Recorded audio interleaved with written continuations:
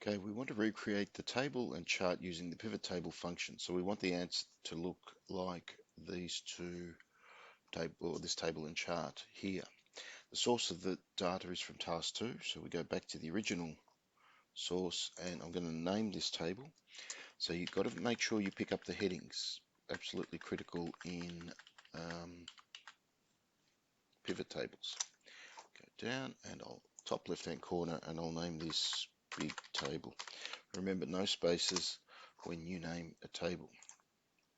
Go back here, click on a cell where you'd like the table to appear, insert, pivot table. Table is called big table. Existing worksheet, so it's obviously that cell, and OK. And we're away, and we know we're on the right track if your headings from that table appear here on the right hand side. And then it's a matter of just selecting them. So with pivot tables, it's not something you can learn by rote. It's something you have to explore and experiment and get used to it. That's why there's a number of exercises that help you do that. So you'll notice here in terms of this table that we have class as the heading. So if we go across and put a tick in class, you'll notice you have dress, jeans, jumpsuits. So we're halfway there. And then we want the total. And the total of what? It's the total of the opening stock on hand. So you'll see it down here as well, opening stock on hand. So let's go down until we find opening stock on hand.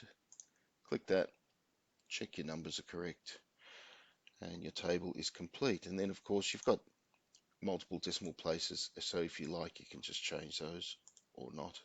I mean, you don't have to, you can keep it the same, but manipulate it like any normal table.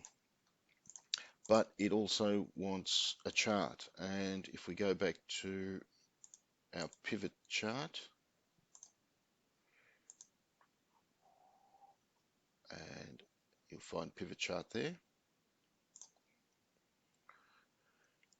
and again you can just, it automatically picks a chart for you or formats the chart for you. So you notice if I go to line, it'll do it, and it's just a matter of selecting the one that's most appropriate, and this one looks like it's correct. It's got the garments down the bottom on the x-axis, and then the numbers there. It just happens to have the decimal places.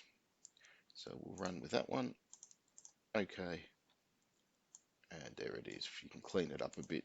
Oh no, that's it. So we'll leave that as it is. But if you wanted to alter anything, you can click on it and say total stock on hand.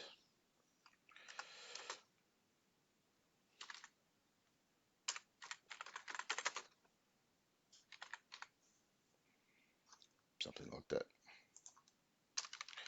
But, okay, stock on hand, you can change colors to as you would per normal, that kind of thing. Okay, the important thing to note with these is just notice where they went down. So when we selected class, it put it as a row because the dress is in one row, the jeans are in another row, jumpsuits in another row, and the opening stock on hand was placed in the values because the values represents the value of that row. So if I transferred that sum up to column, it will put it up here, which won't make any sense at all. So I can drag it back down. Some people like to just select the tick box. Some people prefer to actually drag class down and drop it in there. Either way it works. As I said, it's all about familiarizing yourself with these.